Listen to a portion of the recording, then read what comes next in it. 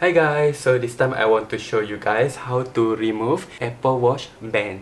So you need to press here and slide. And do the same for the other side. Press and slide. Okay. And very easy, just take out from the watch. Okay. 11:39 p.m. Yes. Ta-da!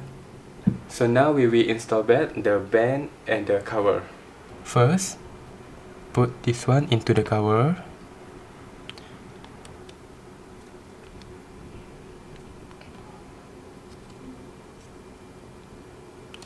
Okay, so this side will be on here. So just simple slide. And this one, just simple slide.